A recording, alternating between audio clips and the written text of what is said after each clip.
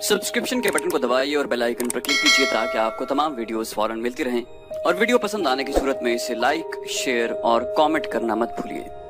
रसूल करीम सल्लल्लाहु अलैहि वसल्लम को याद दिलाया गया कि बनु कुरैज़ा ने, जिसका सरदार काब बिन असद था, मदीना के मुहासरे के दौरान अहले कुरैश और गुतफान के साथ खुफिया माहिदा किया था, जिसे नईम बिन मसूद रज़ी अल्लाह अन्हु ने बड़ी दानिशमंदी से बेकार कर दिया।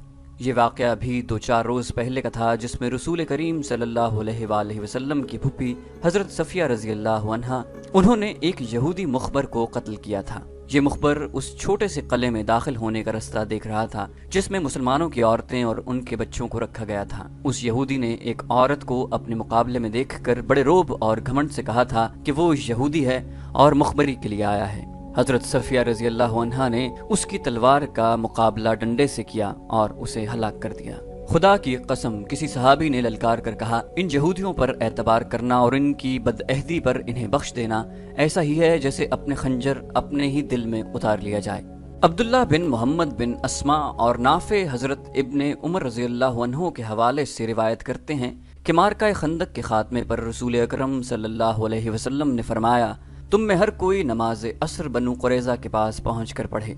एक और हदीस में है, जिसके रावी हजरत अनस रज़ी अल्लाह अन्हु हैं, उन्होंने कहा था कि मैं अब तक लश्कर जिब्रील का गर्द गुबार बनु गनम में उड़ते हुए देख रहा हूँ। ये उस वक्त की बात है जब रसूल करीम सल्लल्लाहु अलैहि वसल्लम बनु कुरैज़ा को बदअहदी और धोखाधही की सजा देने लगे थे। तमाम मौर्रिखीन ने लिखा है कि रसूल करीम सल्लल्लाहु अलैहि वसल्लम के हुक्म से मुसलमानों ने चढ़ाई कर दी और बनु कुरैज़ा की किलाबंद बस्ती को मुहासरे में ले लिया। अहादीस के मुताबिक साद बिन माज रज़ी अल्लाह अन्हु को बनु कुरैज़ा के सरदारों के पास इस पैगाम के साथ भेजा गया कि वो अपनी बदअहदी की सजा खुद तजवीज़ करें। साद बिन माज रज़ी अल्लाह अन्हु जख्मी थे। खंदक की लड़ाई में उन्हें कबीला कुरैश के एक आदमी हबान बिन अरफा की बर्छी लगी थी। लैथ बिन मोशान, युहावा और यहूदियों के 3-4 सरकर्दा सरदार अभी तक काब बिन असद के पास बैठे हुए थे। जुरैद बिन मुसय्यब भी वहीं था। उन्होंने अपनी साजिश का वक्त रात का मुकर्रर किया, लेकिन एक यहूदी दौड़ता हुआ अंदर आया। मुसलमान आ रहे हैं, उसने घबराहट से कांपती हुई आवाज में कहा, साफ नजर आता है कि वो दोस्त बनकर नहीं आ रहे। गर्द बता रही है कि वो चढ़ाई करके आ रहे हैं। गर्द दाएं बाएं फैल रही है। देखो, उठो, देखो। काब बिन असद दौड़ता हुआ बाहर निकला और किले के बुर्ज में चला गया। वहां से दौड़ता उतरा और लैस बिन मोशान के पास पहुंचा। मुकद्दस मोशान, काब बिन असद ने कांपती हुई आवाज में कहा, क्या आपका जादू इन बर्छियों और तलवारों को तोड़ सकता है जो हमें कत्ल करने आ रही हैं? रोक सकता है। बूढ़े लैस बिन मोशान ने कहा, अगर मोहम्मद सल्लल्लाहु अलैहि वसल्लम का जादू ज्यादा तेज हुआ तो मैं मजबूर हूँगा। तुम ऊपर जाकर क्या देख आए हो? काब बिन असद ने कहा, खुदा यहूदा की कसम, ये मुखबरी नईम बिन मसूद ने की है। मुझे मालूम न था कि वो मुसलमान हो चुका है। मुसलमान मुहासरे की तरतीब में आ रहे हैं, हम निकल नहीं सकेंगे। लैस बिन मोशान ने कहा, इन दोनों को निकाल दो। युहावा जुरैद को लेकर पिछले दरवाजे से निकल जाओ, मैं तुम्हारे पीछे पीछे आ रहा हूँ। आप ऊपर क्यों नहीं जाते लैस बिन मोशान? काब बिन असद ने कहा, आपका वो इल्म और वो जादू कहाँ है जो आप? बूढ़े लैस ने बात काटते हुए कहा, तुम इस राज को नहीं समझ सकते। मूसा ने फिरौन को एक दिन में खत्म नहीं कर दिया था। ये असा जो तुम मेरे हाथ में देख रहे हो वही है जो मूसा ने दरिया में मारा था तो पानी ने उन्हें रास्ता दे दिया था। ये असा का करिश्मा था कि फिरौन का लश्कर और वो खुद दरिया में डूबकर फना हो गया था। जिस तरह मूसा अलैहिस्सलाम अपने कबीले को मिस्र से निकाल लाए थे, इसी तरह मैं तुम्हें यहाँ से निकाल लूंगा। युहावा और जुरैद बिन मुसय्यब पिछले दरवाजे से निकल गए और लैस बिन मोशान भी निकल पड़ा। मुसलमान जब बनु कुरैज़ा की बस्ती के करीब आए तो औरतों और बच्चों में हड़बौंग बपा हो गई और भगदड़ मच गई। औरतें और बच्चे अपने घरों को भागे जा रहे थे। कोई आदमी मुकाबले के लिए बाहर न आया। जो मुसलमान टेकरियों की तरफ से मुहासरे के लिए आगे बढ़ रहे थे, उन्हें 2 आदमी और 1 औरत नजर आई। तीनों भागे जा रहे थे। आदमी जो बूढ़ा था और औरत अपने साथी को घसीट रहे थे। वो पीछे को मुड़ मुड़ कर देखता और आगे नहीं चलता था। वो लैस बिन मोशान, जुरैद और युहावा थे। लैस ने जुरैद के जहन पर कब्जा करके उसे रसूल करीम सल्लल्लाहु अलैहि वसल्लम के कत्ल पर आमादा कर लिया था, लेकिन अब जुरैद उसके लिए मुसीबत बन गया था। वो इस अमल के जेर असर था जिसे आज हिप्नोटिज्म कहते हैं। युहावा अपनी मोहब्बत की खातिर उसे अपने साथ ले जा रही थी। उसे यही एक खतरा नजर आ रहा था कि जुरैद मुसलमानों के हाथों मारा जाएगा और लैस جرید کو اس لیے اپنے ساتھ لے جانے کی کوشش میں تھا کہ اسے کسی اور موقع پر رسول اللہ صلی اللہ علیہ وآلہ وسلم کے قتل کے لیے نعوذ باللہ استعمال کرے گا، لیکن جرید لیس کے عمل تنوین کے زیر اثر بار بار کہتا تھا، کہاں ہے وہ جو اپنے آپ کو خدا کا نبی کہتا ہے؟ وہ ہم میں سے ہے، وہ میرے ہاتھوں قتل ہوگا، مجھے چھوڑ دو، مجھے مدینے جانے دو، معاذ اللہ۔ ایک مسلمان نے ٹیکری پر کھڑے ہو کر انہیں للکارا اور رکنے کو کہا۔ لیس اور یوحاوا نے پیچھے دیکھا اور وہ جرید کو اکیلا چھوڑ کر بھاگ گئے۔ جرید نے تلوار نکال لی، کہاں ہے محمد صلی اللہ علیہ وآلہ وسلم؟ جرید نے تلوار لہرا کر ٹیکری کی طرف آتے ہوئے کہا، وہ ہم میں سے ہے، میں اسے پہچانتا ہوں، میں اسے قتل کروں گا جس نے نبوت کا دعویٰ کیا، یوحاوا میری ہے۔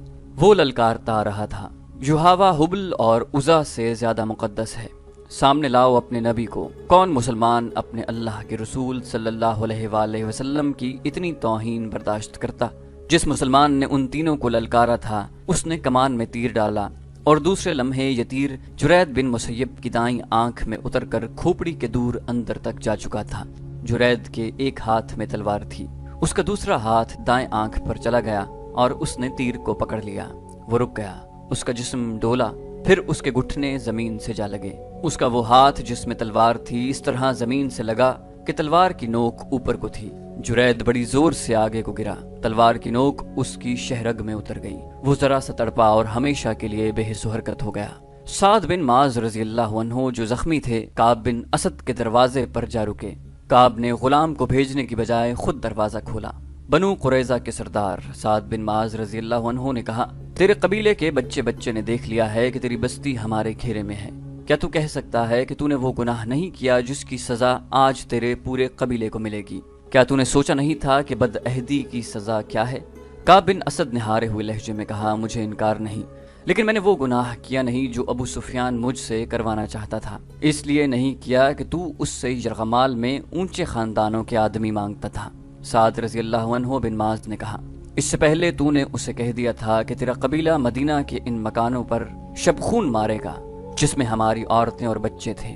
تو نے ایک مخبر بھی بھیجا تھا، بدبخت انسان، تو نہ سوچ سکا کہ مسلمانوں کی ایک عورت بیدار ہوئی تو وہ یہودیوں کی شیطانیت کو صرف ایک ڈنڈے سے کچل دے گی۔ میں جانتا ہوں تمہیں نعیم بن مسعود نے خبر دی ہے کہ میں نے تم سے بد عہدی کی ہے۔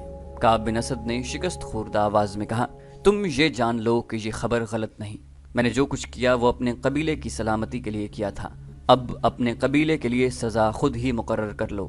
سعد بن معاذ رضی اللہ عنہ نے کہا، تو جانتا ہے کہ معاہدہ توڑنے والے قبیلے کو کیا تاوان دینا پڑتا ہے؟ اگر تو خود اپنی سزا کا فیصلہ نہیں کرتا تو بھی تجھے معلوم ہے کہ تیرے قبیلے کا انجام کیا ہوگا۔ کیا تو بنو نذیر کا انجام بھول گیا ہے؟ مجھے اس زخم کی قسم جو میں نے خندق کی لڑائی میں کھایا ہے، تیرے قبیلے کا انجام ان سے زیادہ برا ہوگا۔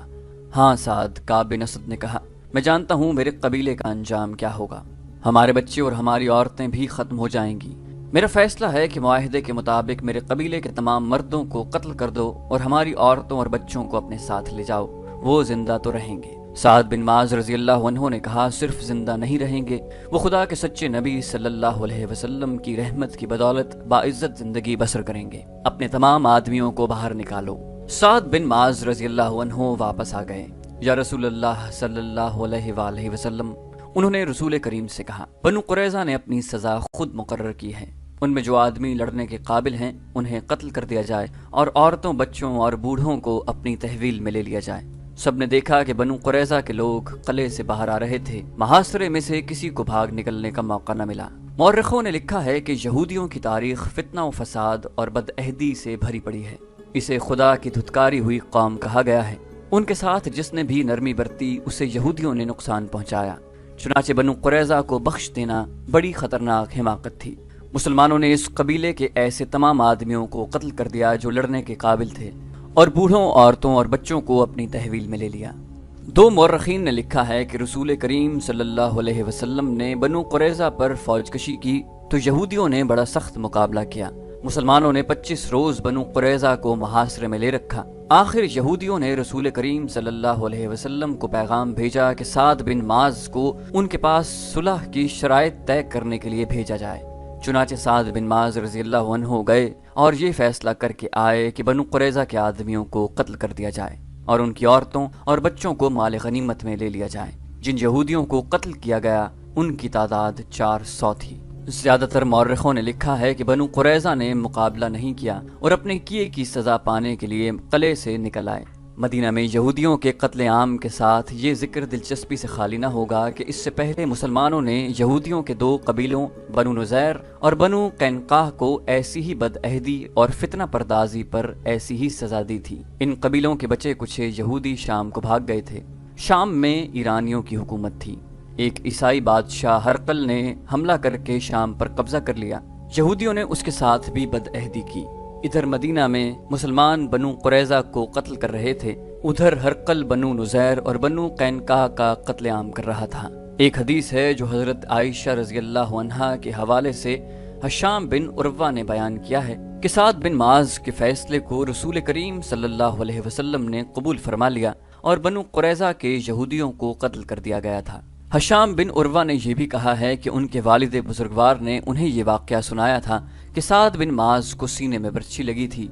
जब बनु कुरैज़ा को सजा दी जा चुकी तो रसूलुल्लाह सल्लल्लाहु अलैहि वसल्लम के हुक्म से साद बिन माज के लिए मस्जिद के करीब एक खैमा लगाकर उसमें उन्हें रखा गया ताकि उनके जख्म की देखभाल आसानी से होती रहे। साद बिन माज उस खैमे में लेट गए लेकिन उठ बैठे और उन्होंने खुदा से दुआ मांगी कि उनकी एक ही ख्वाहिश है कि हर उस कौम के खिलाफ लड़ें जो अल्लाह के रसूल सल्लल्लाहु अलैहि वसल्लम को सच्चा नबी नहीं समझती। मगर लड़ाई खत्म हो चुकी है।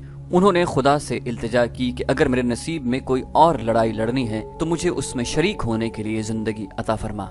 अगर ये सिलसिला खत्म हो गया है तो मेरे जख्म को खोल दे कि मैं तेरी राह में जान दे दूं। साद बिन माज की ये दुआ 3-4 आदमियों ने सुनी थी लेकिन उन्होंने उसे अहमियत नहीं दी थी। सुबह किसी ने देखा कि साद बिन माज के खैमे से खून बह बह कर बाहर आ रहा था। खैमे में जाकर देखा साद बिन माज रज़ियल्लाहु अन्हु शहीद हो चुके थे। उन्होंने खुदा से शहादत मांगी थी। खुदा ने उनकी दुआ कबूल कर ली। उनके सीने का जख्म खुल गया था। बनु कुरैज़ा की तबाही की खबर मक्का पहुंची तो सबसे ज्यादा खुशी अबू सुफियान को हुई। खुदा की कसम, बनु कुरैज़ा को इस बदअहदी की सजा मिली है जो उसके सरदार काब बिन असद ने हमारे साथ की थी। अबू सुफियान ने कहा, अगर इसका कबीला मदीना पर शब खून मारता रहता तो फतह हमारी होती और हम बनु कुरैज़ा को मौत की बजाय माल गनीमत देते। क्यों खालिद, क्या बनु कुरैज़ा का अंजाम बहुत बुरा नहीं हुआ? खालिद ने अबू सुफियान की तरफ ऐसी निगाहों से देखा जैसे उसकी बात अच्छी न लगी हो। क्या तुम बनु कुरैज़ा के इस अंजाम से खुश नहीं हो खालिद? अबू सुफियान ने पूछा। मदीना से पसपाई का दुख इतना ज्यादा है कि बड़ी से बड़ी खुशी भी मेरा ये दुख नहीं हिला सकती। खालिद रज़ियल्लाहु अन्हु ने कहा, बदअहद की दोस्ती दुश्मनी से ज्यादा खतरनाक होती है। क्या तुम मुझे बता सकते हो कि यहूदियों ने किसके साथ वफा की है? अपनी बेटियों को यहूदियत के तहफ़्फ़ुज़ और फरोख के लिए दूसरी कौमों के आदमियों की अय्याशी का जरिया बनाने वाली कौम पर भरोसा नहीं किया जा सकता। हमें मुसलमानों ने नहीं, तूफानी आंधी ने महासरा उठाने पर मजबूर किया था। अबू सुफियान ने कहा, हमारे पास खुराक नहीं रही थी, तुम लड़ना नहीं चाहते थे। खालिद रज़ियल्लाहु अन्हु ने कहा और उठकर चले गए। खालिद रज़ियल्लाहु अन्हु अब खामोश रहने लगे थे। उन्हें कोई जबरदस्ती बुलाता तो वो झंझला उठते। उनके कबीले का सरदार अबू सुफियान उससे घबराने लगा था। खालिद उसे बुज़दिल कहते थे।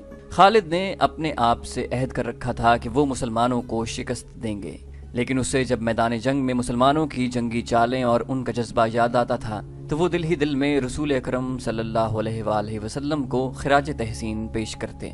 ऐसा अस्करी जज्बा और ऐसी अस्करी फहम व फिरासत कुरैश में नापैद थी। खालिद खुद इस तर्ज पर लड़ना चाहते थे लेकिन अपने कबीले से उन्हें ताउन नहीं मिलता था। आज जब वो मदीना की तरफ अकेले जा रहे थे तो उसे मारका खंदक से पसपाई याद आ रही थी। उन्हें गुस्सा भी आ रहा था और वो शर्मसार भी थे। उन्हें याद आ रहा था कि 1 साल किस तरह गुजारा था। वो मदीना पर एक और हमला करना चाहते थे लेकिन अहले कुरैश मदीना का नाम सुनकर दुबक जाते थे। आखिर उन्हें इतला मिली कि मुसलमान मक्का पर हमला करने आ रहे हैं। उसे ये खबर अबू सुफियान ने सुनाई थी। मुसलमान मक्का पर हमला करने सिर्फ इसलिए आ रहे हैं कि हमने साबित कर दिया है कि कबीला कुरैश मोहम्मद सल्लल्लाहु अलैहि वसल्लम से डरता है। खालिद ने अबू सुफियान से कहा, क्या तुमने अपने कबीले को कभी बताया कि मुसलमान मक्का पर हमला कर सकते हैं? क्या कबीला हमला रोकने के लिए तैयार है? अब इस बहस का वक्त नहीं कि हमने क्या किया और क्या नहीं। अबू सुफियान ने कहा, मुझे इतला देने वाले ने बताया है कि मुसलमानों की तादाद तकरीबन 1,500 है। तुम कुछ सोच सकते हो? मैं सोच चुका हूँ। खालिद रज़ियल्लाहु अन्हु ने कहा, मुझे 300 सवार दे दो, मैं मुसलमानों को रास्ते में रोक लूंगा।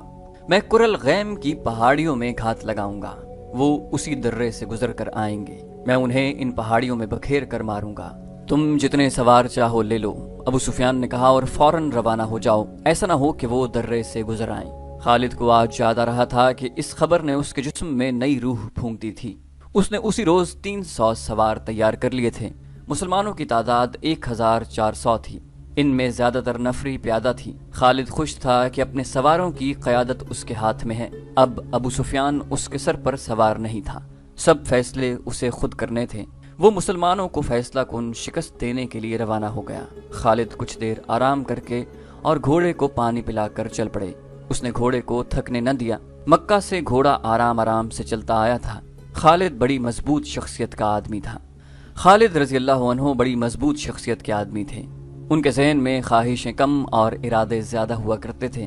वो जहन को अपने कब्जे में रखा करते थे, मगर मदीना को जाते हुए जहन उस पर काबिज था। यादों के थपेड़े थे जो उन्हें तूफानी समंदर में बहती हुई कश्ती की तरह पटक रहे थे। कभी उनकी ज़हनी कैफियत ऐसी हो जाती जैसे वो मदीना बहुत जल्दी पहुंचना चाहते हों, और कभी यूं जैसे उन्हें कहीं भी पहुंचने की जल्दी ना हो। उनकी आंखों के आगे मंजिल सराब बन जाती और दूर ही दूर हटती नजर आती। घोड़ा अपने सवार के ज़हनी खलफिशार से बेखबर चला जा रहा था। सवार ने अपने सर को झटक कर गिरदो पेश को देखा। वो जरा बुलंद जगह पर जा रहा था। उफक से उहद का सिलसिला कोह और ऊपर उठाया था। खालिद को मालूम था कि कुछ देर बाद इन पहाड़ियों के करीब से मदीना के मकान उभरने लगेंगे। एक बार फिर खंदक और पसपाई याद आई और मुसलमानों के हाथों 400 यहूदियों का कत्ल भी याद आया। बनु कुरैज़ा की इस तबाही की खबर पर कुरैश का सरदार अबू सुफियान तो बहुत खुश हुआ था, मगर खालिद रज़ी अल्लाह अन्हु को न खुशी हुई न अफसोस। कुरैश यहूदियों की फरेबकारियों का सहारा लेकर मोहम्मद सल्लल्लाहु अलैहि वसल्लम के पैरोकारों को शिकस्त देना चाहते हैं। खालिद रज़ी अल्लाह अन्हु को ख्याल आया। उन्होंने अपने माथे पर हाथ फेरा, जैसे इस ख्याल को जहन से साफ कर देना चाहते हों। तो दोस्तों, ये थी हमारी आज की एपिसोड। उम्मीद करते हैं आपको हमारी एपिसोड पसंद आई होगी। जाने से पहले इस वीडियो को लाइक, शेयर और कमेंट करना मत भूलिए, और अगर आप हमारे चैनल पर नए हैं तो इसे सब्सक्राइब कीजिए और बेल आइकन पर क्लिक कीजिए ताकि आपको तमाम वीडियोस फौरन मिलती रहें। अगली वीडियो तक के लिए अपना